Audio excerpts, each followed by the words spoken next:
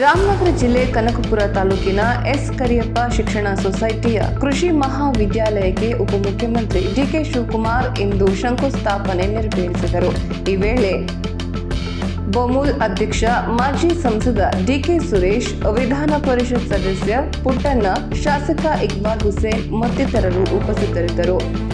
ಬಳಿಕ ಮಾತನಾಡಿದ ಡಿಕೆ ಶಿವಕುಮಾರ್, ರಾಜ್ಯ ಸರ್ಕಾರದ ಸಹಯೋಗದೊಂದಿಗೆ ಕೃಷಿ ಮಹಾವಿದ್ಯಾಲಯ ಸ್ಥಾಪನೆಯಾಗುತ್ತಿದ್ದು, ಇದರಿಂದಾಗಿ ನೂರಾರು ವಿದ್ಯಾರ್ಥಿಗಳಿಗೆ ನೆರವಾಗಲಿದೆ. ರಾಮನಗರವನ್ನ ಬೆಂಗಳೂರು ದಕ್ಷಿಣ ಜಿಲ್ಲೆಯನ್ನಾಗಿ ಮರುನಾಮಕರಣ ಮಾಡಿದಾಗಿನಿಂದ ಸಾಕಷ್ಟು ಅಭಿವೃದ್ಧಿ ಕಾರ್ಯಗಳು ಕೈಗೆತ್ತಿಕೊಳ್ಳಲಾಗುತ್ತಿದೆ. ಶಿಕ್ಷಣ ಕ್ಷೇತ್ರದಲ್ಲಿಯೂ ಮಹತ್ವದ ಬದಲಾವಣೆಗಳನ್ನು ತರುವ ನಿಟ್ಟಿನಲ್ಲಿ ಅಗತ್ಯ ಕ್ರಮ ಕೈಗೊಳ್ಳಲಾಗುತ್ತಿದೆ ಎಂದು ತಿಳಿಸಿದರು.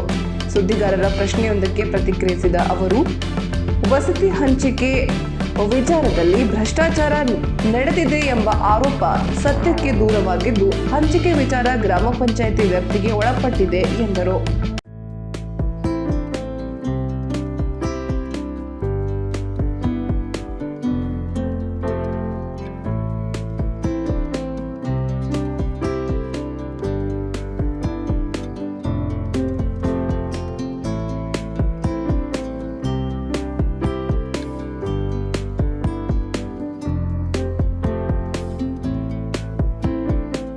ಬೆಂಗಳೂರು ಮಿಲ್ಕಿನ ಆಗಿದ್ದಾರೆ, ರಾಮನಗರಕ್ಕೆ ಆಗಿದ್ದಾರೆ ಅವರು.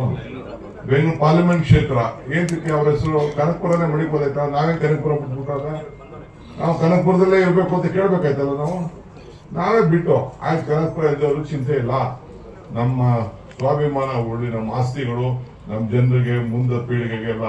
ಈಗ ಎಲ್ಲಿಗೆ ಹೋದ್ರು ಅಮೆರಿಕ ಅಂತ ಹೇಳ್ತಾರೆ.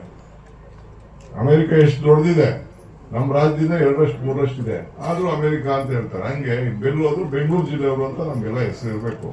ಅದಕ್ಕೆ ಕಷ್ಟಪಟ್ಟು ಅವರೆಲ್ಲ ಬೇಕಾದಷ್ಟು ಟೀಕೆ ಮಾಡಿದ್ರು, ಬಿಡೋದೆಲ್ಲ ಏನೇನ್ ಬೇಕೋ ಎಲ್ಲ ಕುತಂತ್ರ ನಡೆಸಿದ್ರು. ಆದ್ರೆ ನಿಮ್ ಶಕ್ತಿ ನನ್ನ ಮೇಲೆ ಇದೆಯಲ್ಲ, ನಿಮ್ ಆಶೀರ್ವಾದ ಇದೆಯಲ್ಲ. ಸೊ ಈ ನಮ್ಮ RES ಸಂಸ್ಥೆಯ